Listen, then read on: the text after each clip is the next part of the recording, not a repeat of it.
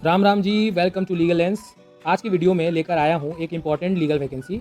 अगर आप law students, law graduate या जुडिशरी की तैयारी कर रहे हैं तो यह जॉब अपॉर्चुनिटी आपके लिए काफ़ी यूज़फुल हो सकती है। इस वीडियो में हम सिर्फ कुछ मिनटों में कवर करेंगे पोस्ट का नाम, एलिजिबिलिटी क्राइटेरिया, अप्लाई करने का प्रोसेस और लास्ट डेट। तो वीडियो को एंड तक ज़रूर देखिए और ऐसी लीगल अपडेट्स के लिए चैनल को सब्सक्राइब करना ना भूलें। चलिए स्टार्ट करते हैं। ये वैकेंसी एनसीटी ऑफ दिल्ली ने निकाला है, department of law justice and legislative affairs ने। ये इम्पैनलमेंट में वैकेंसी है। जनरली ये जो लॉयर्स जिनकी प्रैक्टिस एक्सपीरियंस हो चुकी है वो इस इम्पैनलमेंट के लिए फॉर्म फिल कर सकते हैं, एप्लीकेशन डाल सकते हैं। ये डायरेक्ट इंटरव्यू पे वैकेंसी होती है, पर कुछ एरियाज़ में, क्योंकि बहुत सारी वैकेंसी है, कुछ एरिया में कम एक्सपीरियंस है, कुछ में ज़्यादा है। तो जो जिनके लिए बेनिफिट होगा प्लीज़ देखिए। स्टार्ट करते हैं। Position available and eligibility. The Department of Law, Justice and Legislative Affairs, Delhi invites application for empanelment as government counsel in various courts and tribunals. अब पोजीशंस क्या है? एक तो standing counsel Delhi high court civil area में, तो 7 years in plus years in experience in supreme court या high court. फिर education qualification, ये तो बहुत इंपॉर्टेंट है कि LLB होना चाहिए, रजिस्टर्ड होना चाहिए बार BCD में, स्ट्रॉन्ग, ये डिज़ायरेबल स्किल है तो वो तो होता ही है। आफ्टर 7 ईयर एक्सपीरियंस होता ही हो ही जाता है। Additional standing counsel civil Delhi high court, same members of, मतलब कि ये 7 years in supreme court high court, ऐसे ही होगा, सेम ये सारा सेम होगा। Standing counsel NGT national green tribunal, इसमें 7 ईयर्स बेसिकली वही है। इसमें बस ये इंक्लूड है कि NGT के अंदर भी एक्सपीरियंस हो तो चल जाएगा। Expertise in environment law desirable है। एजुकेशनल फिर चौथा है panel counsel civil Delhi high court, 4 years in court in high courts, same as experience litigation good. तो ये panel counsel civil Delhi high court, तो ये 4 ईयर्स इन कोर्ट। फिर पैनल काउंसिल NGT 4 ईयर्स, मतलब NGT में भी 2 तरीके की वैकेंसीज है। एक है स्टैंडिंग काउंसिल के लिए 7 ईयर्स अब चाहिए, एक पैनल काउंसिल NGT के लिए 4 ईयर्स हाई कोर्ट या NGT में, ठीक है। Panel council district courts 4 years, high court या district courts same trial experience court, ठीक है। तो ये basically high court district court में आपका एक्सपीरियंस होना चाहिए, डिस्ट्रिक्ट कोर्ट के लिए पैनल है। फिर panel counsel VAT and GST, इसमें 4 ईयर्स, तो ये मतलब 4 ईयर्स जनरली एक्सपीरियंस मिनिमम है इसमें पैनल के लिए, पर अच्छा है। इसमें आप फॉर्म फिल कर सकते हैं, एप्लीकेशन डाल सकते हैं।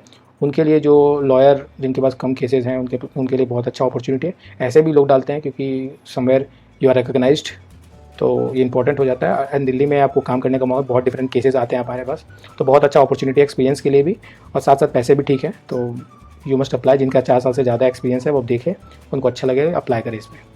अब मैं बता दूँ कैसे अप्लाई कर सकते हैं।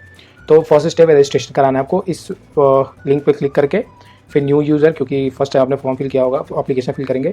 Enter mobile number, OTP generate होगा। OTP नंबर फिर डालने के बाद Aadhaar number, name, email ID, password requirement है, मिनिमम 8 होना चाहिए, अपर केस लोअर केस, वो जैसे पासवर्ड फॉर्मुलेट करते हैं वैसे होना। उसके बाद लॉगिन करना है। जब जनरेट हो जाएगा यूज़र ID सब कुछ, तो फिर लॉगिन एंड फिल एप्लीकेशन। आप रजिस्टर्ड जो ईमेल आपने डाला होगा और पासवर्ड डाला उससे लॉगिन करिएगा।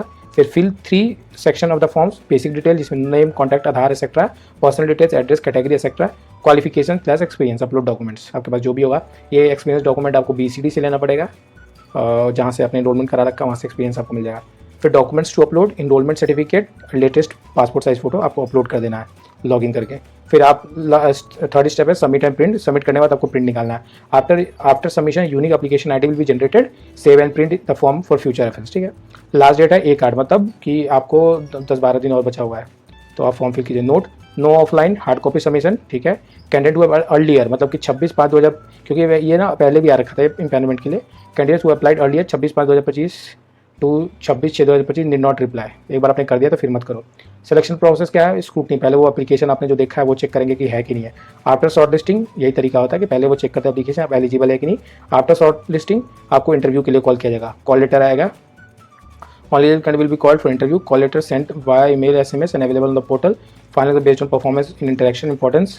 ये फिर इंटरव्यू हुआ, फाइनल रिजल्ट आ जाएगा। इंपॉर्टेंट है, no receipt scheduling of interview, ठीक है। Bring Aadhaar, original Aadhaar, photocopy for verification, ठीक है। वो तो इंटरव्यू के समय आपको ले जाना पड़ता है, सारा डॉक्यूमेंट इफेक्ट ले जाना पड़ेगा। रेम्यूनरेशन फीस स्ट्रक्चर है, the fees structure as per government orders, order number इसके हिसाब से आपको फीस मिलेगा। 27/4/2010 में जो है उसके हिसाब से आपको मिलेगा। इस ऑर्डर को आप रेफर कर सकते हैं। बाकी मैंने रेम्यूनरेशन फीस क्या मिलेगा वो मैंने लगा रखा है नीचे, ताकि आप बेटर रेफरेंस के लिए। और इसके बाद ये डिटेल है फीस का। स्टैंडिंग काउंसिल हाई कोर्ट 10,000 से 25 varies by case complexity. Additional standing council ये 10,000 से 8,000 से 20,000। Panel high court district courts 5,000 से 15,000। पैनल काउंसिल एनजीटी वगैरह का 5,000 से 18,000 सही है। रेम्यूनरेशन सही है। Note exact remuneration depends on the case type and seniority. Retainer fees में अप्लाई फॉर सर्टेन पोजीशन, ठीक है। और डिटेल्ड फी स्ट्रक्चर आप यहाँ विजिट करके आप देख सकते हैं कि क्या डिटेल फी स्ट्रक्चर है। इंपॉर्टेंट लिंक्स एंड कॉन्टैक्ट, ये एप्लीकेशन पोर्टल है, आपने पहले दिखाया था मैंने, वो एप्लीकेशन पोर्टल वहाँ क्लिक करके मैंने स्टेप बता रखा है आप कैसे अप्लाई करना है। फिर डिपार्टमेंट वेबसाइट ये भी मैंने डाल रखा है, यहाँ भी आप क्लिक करके पढ़ सकते हैं। हेल्पलाइन नंबर, ईमेल आईडी सब कुछ दे रखा है। Final ensure eligibility before applying, पहले चेक कर लीजिए। स्कैन डॉक्यूमेंट्स आपको रखना है, आधार बीसीडी वगैरह वगैरह सबका वो डॉक्यूमेंट होना चाहिए, BCD certificate, photo. Check email इसमें रेगुलर अपडेट्स, मतलब बेसिकली फॉर्म फिल करने के बाद आपको देखना पड़ेगा क्योंकि सब कुछ आपको ऑनलाइन ही आएगा, वाया रजिस्टर्ड ईमेल आईडी से ही आ सकता है। तो ये कंप्लीट वैकेंसी है। और सो अगर आपको अच्छा लगा तो प्लीज़ लाइक कीजिए, मेरे चैनल को सब्सक्राइब कीजिए। My aim is to provide you the information in very brief way, बहुत कम टाइम लेके, instead of taking 10 minutes 15 minutes and explaining complete PDF, मैंने बहुत ब्रीफ बनाया ताकि आपको अंडरस्टैंडिंग हो जाए। अगर आप एलिजिबल है तो फॉर्म फिल कीजिए, अगर आप एलिजिबल नहीं है तो आप स्किप कर से आगे निकल सकते हैं। इसीलिए मेरा ऑब्जेक्टिव यही है कि कम टाइम में आपको कंप्लीट इन्फॉर्मेशन वैकेंसी के बारे में दे दूँ, ठीक है। थैंक यू, जय हिंद, जय भारत।